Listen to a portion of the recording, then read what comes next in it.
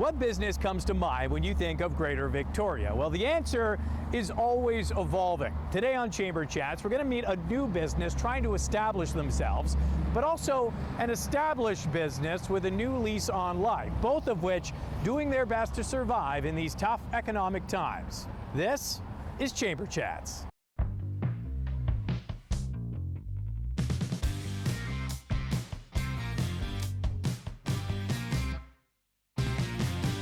Hello and welcome to Chamber Chats. Now spring marks a big transition in the capital region into outdoor activity, and for many people that means jumping on a bike. And what better place to talk about exactly that than at Russ Bikes. I'm here with owner Mike Clermont. Mike, thanks so much for having us here.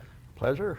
This is a fantastic new location just across from Uptown, right off the trail here. Yes. So how's everything going at the new location so far? Unbelievable. Yes? Like way better than what we anticipated. Wow. But it's very exciting. And location is everything. Yeah, that's right. Location.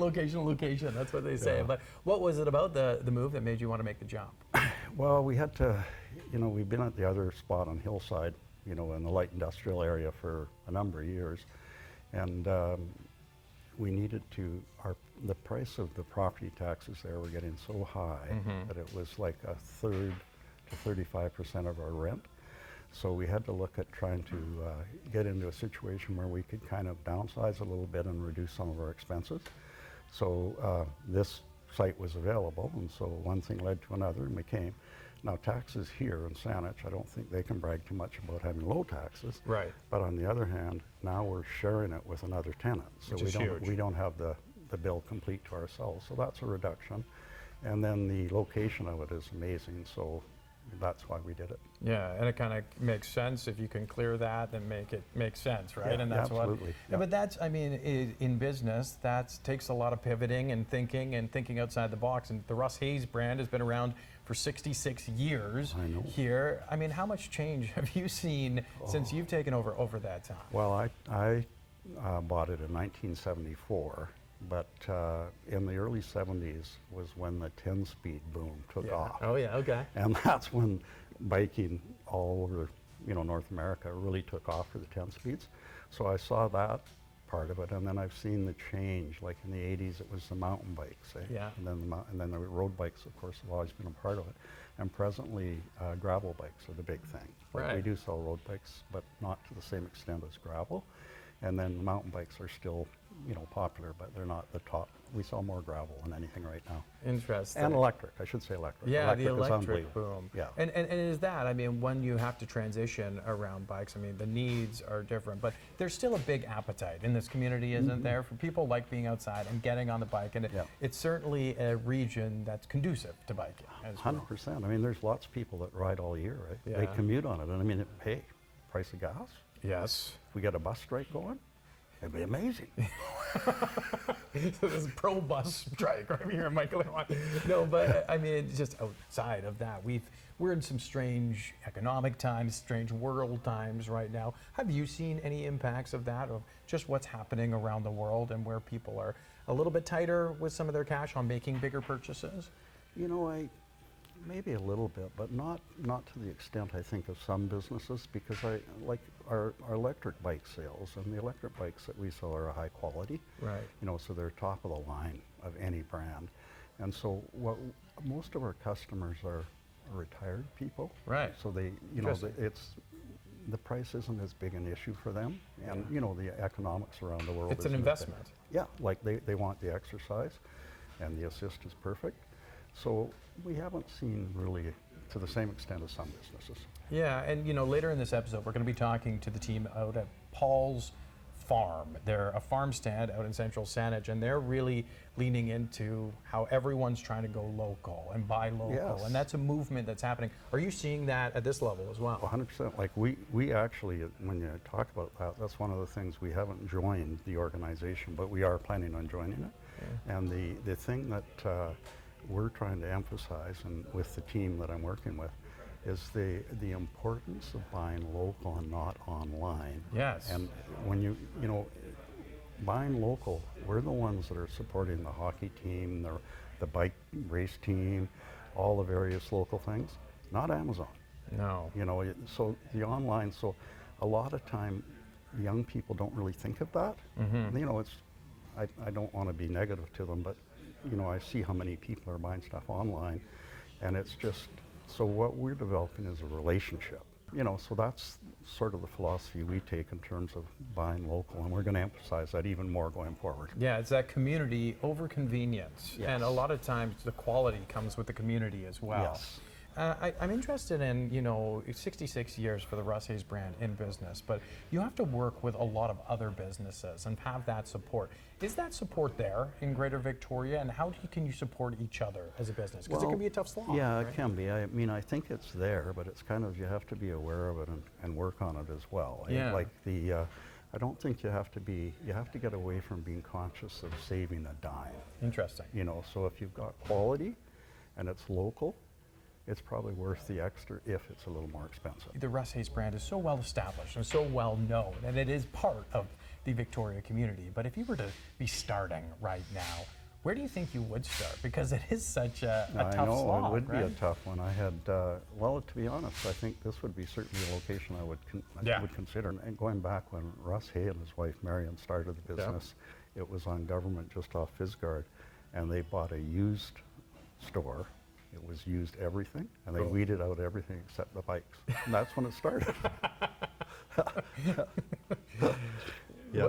What have been some of the biggest challenges, I guess, in the last few years? Because there have been no doubt challenges, and there's challenges, we've talked about it on this very show, with public safety, the cost of taxes, we're talking about property taxes. I mean, the hits just keep on coming for businesses in this city, in this region. Yeah. What has been some of the biggest Well, I think hurdles? at our other location, you know, the social issues were probably one of the bigger ones. We had to actually put up a security fence at the other place. Cost us $20,000, you know, to keep people out. I mean, I have compassion for those people, but I just don't think, you know, it seems that Victoria takes on all the social issues. Yes. You know, they're the ones that seem to have the responsibility of taking care of all of them, which is definitely having an impact on business. If a young business came to you, because you're so established in this community, and said, what's a secret sauce to getting going in this community, and what do I need to do? Is there a secret sauce, or? Well, there probably is. I'm not sure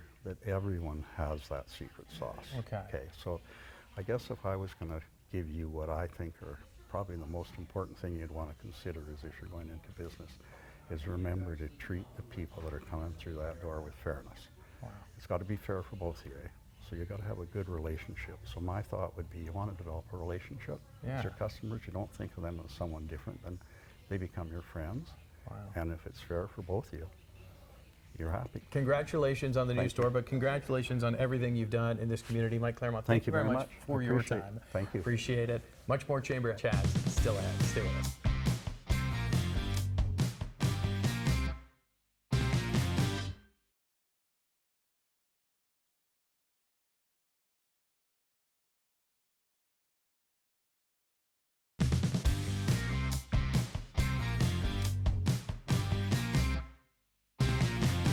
Welcome back to Chamber Chats. Today we're talking about the seasonal shift into the springtime and how both new and established businesses benefit from fresh ideas and community. And for more on that, we're joined by Ashka Wirk from Wirk Consulting. Thanks so much for joining us today. Thanks for having me.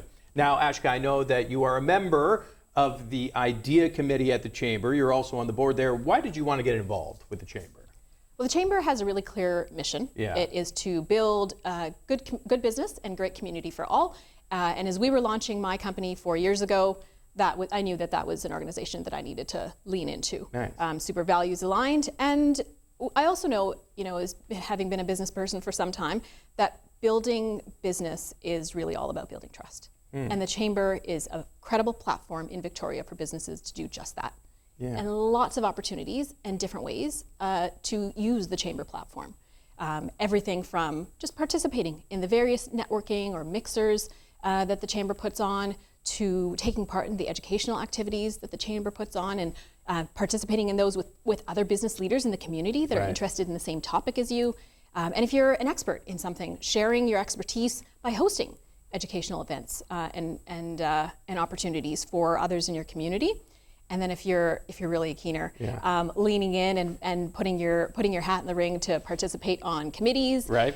To shape the advocacy initiative, and then sitting on the board is another opportunity. So the full spectrum I of like- ways and to if- participate. If you're a real keener, you come on Chamber Chats as well. So right. so thank you for you doing get that. roped in. You know, it's funny because we just heard from Mike Clermont from Russ Hayes Bikes in Yeah. the first segment. We're going to be hearing from the team at Paulz Farm out in Yeah. central Saanich, and sort of a through line in those conversations, and you're going to hear that second conversation, is community. And that community is so important in wanting to be a provider for the community, but also there's a second community within that business community. And I've said the word community about 15 times, but that really is important, isn't it?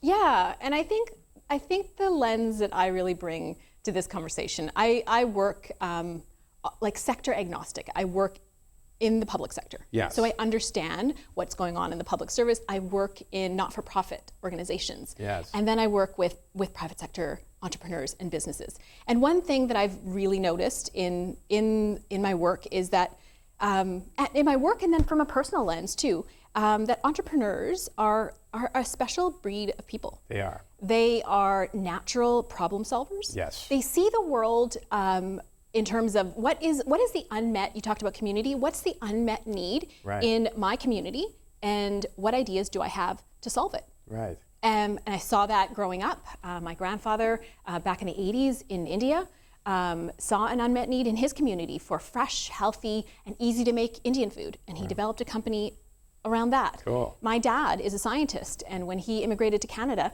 and to BC particularly, he saw an unmet need in the agriculture and forestry sector in BC to rapidly produce certain types of plant varieties for agriculture and forestry in very short order.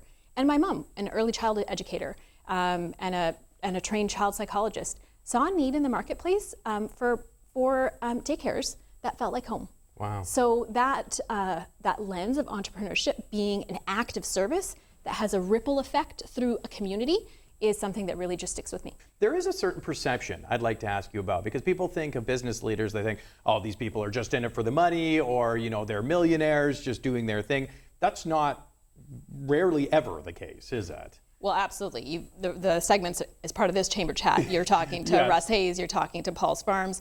I think the last thing they'd say about why they opened up their businesses was to make money. It was personal Yes. wealth generation. I think it all goes to what their passion was. Right. And when they were thinking about their passion, what is the alignment of their passion, what the world needs more of, and Right. what they're good at.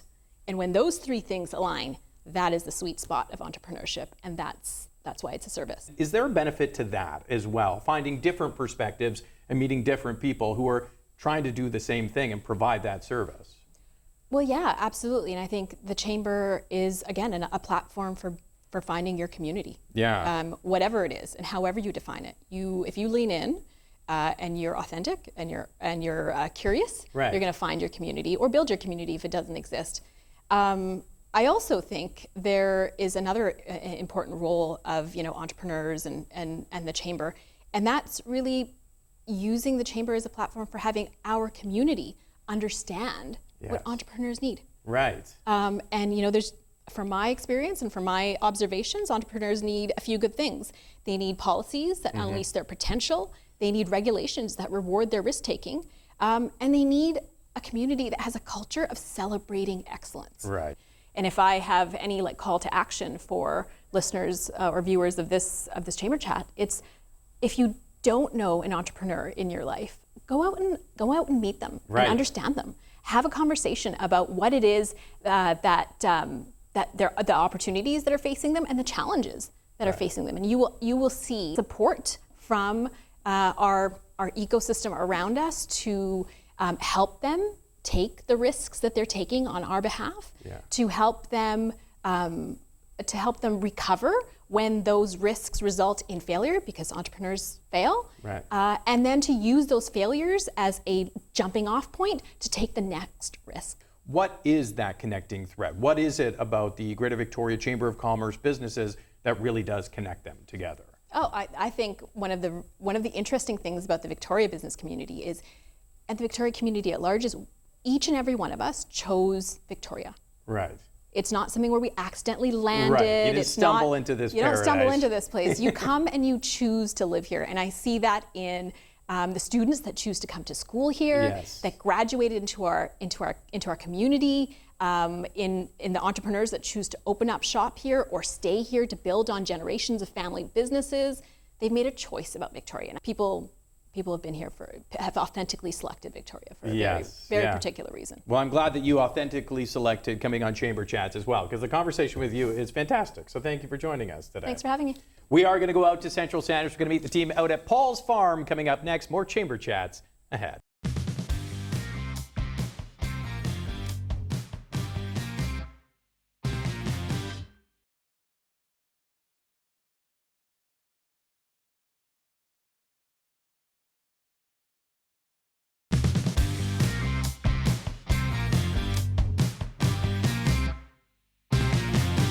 Welcome back to Chamber Chats. Today we're talking about the shift into springtime and some of the new and existing businesses that are helping drive the economy in our region. And I'm joined now by Chelsea Davison, one of the co-owners of Paulz Farm stand out here in Central Sandwich. Thanks for having us out here today. Yes, thank you for coming. So I want to know everything and more about Paulz Farm stand, because relatively new company. You guys started last year. Yes. How are things going so far? Yeah, good, I would say.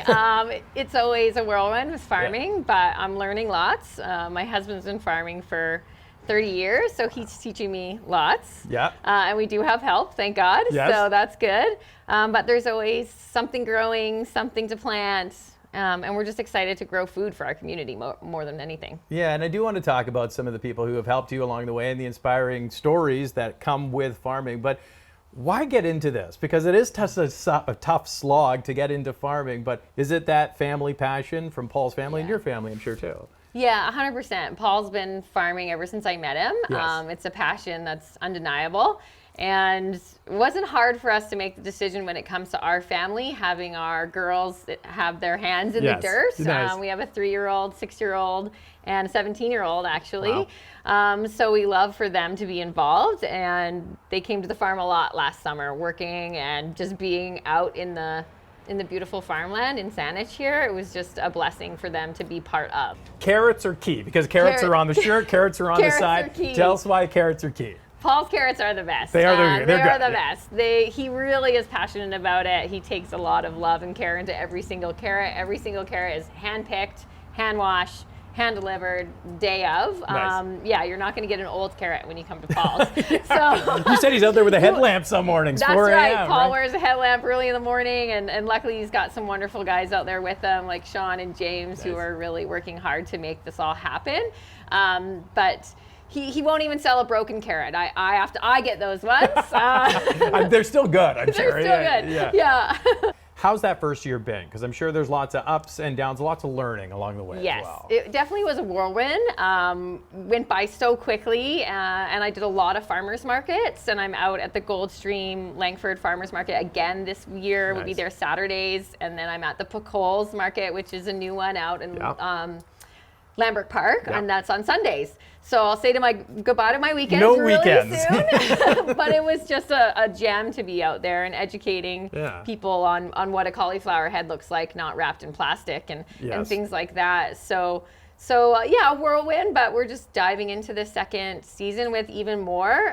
We've got a beautiful apple orchard, which I've never had before, and we've tended to that. And we've got some new things on the rise. We're doing produce boxes. We are just trying to get more community involved as well. So we're excited about things to come. Yeah, and it is Yeah. all about the community. There's a lot of risk involved in starting a business, and there's risks that sometimes you don't know, sometimes you can see happening. But is there a bit of a jump of blind faith to a certain aspect as well? Yes, yeah, definitely. I Yeah. would say we didn't want to regret not doing it. Cool. You know, I think a lot of people wonder and live in regret, and that is not us. We've done it. Yeah. We don't regret it. We might feel a little crazy some days. Let's start a farm in our 40s, but why not? I love that. Why not? Follow your dreams, and that's what we're doing. Yeah, Yeah. you really are. And it's so super inspiring to see, but it's also inspiring a lot of people, because there's a drive right now to buy local, to go local, and there's a Yeah. big push to do it. Have you seen even a shift since you guys have been open over the last year Yes. as well. Yeah, I have had first-time customers to the farm stand. Like people even telling me, I've never been to a farm stand. This is my first time. This carrot tastes amazing compared to, and then they come back because they realize how much better the produce can be. I know so much in business is understanding not just the community, but steps you have to take along the way. So were there people that helped you? Yeah, I mean, I have to thank the Mars so much for enabling us to be able to do this and reaching out to us and just having open hearts with what we're doing. They've just been amazing. Cool. And I would say I think about my mom when you asked that question. Yeah. My mom was an entrepreneur and started the Roost years ago, originally in '99, and I was there when she opened her doors the first time, and so she really instilled the idea of community-driven business to me. Wow. So I think about her lots, and know that she would just be so proud of Paul and I. Yeah. Yeah. She really was unbelievable carrot cake at the Roost too. Yeah, so you that's come right. by it well, It's right? her original that I've altered just to have more carrot in it. Wow. As much carrot as possible. As carrot as possible. That's really powerful. And just a sense of wanting to, I'm sure, pay it forward eventually. It may not be just so yet, but if a new business or a new farm says, I want to do something, I want to get into this, I'm sure you'd be open arms helping them as well, right? Yeah, 100%. I mean, whatever we can do to pass on the young generation to come and farm, to get your hands dirty and to know where your food come from, that's the best part. When you come and see us, you know what you're getting. And I have a field right here beside the farm stand this year, so if you need some broccoli and I ran out, I'll just go pick some. I love that. Right? I'll be right back. Pick on demand. Yeah. I love it. Well, congratulations to Thank everything you. that you're doing. This is certainly a place that's very close to my heart. My parents live a couple of blocks away, but it's also named Paulz Farm. So Yeah. I'm definitely going to buy some of the merch, which is available as well, there you right? go. Yes, yeah, we'll have some merch available for you guys. Cool. Well, thank you very much for having us. Congratulations. And that's been another edition of Chamber Chats. Again, you can check out the Chamber anytime at victoriachamber.ca. Until we chat again.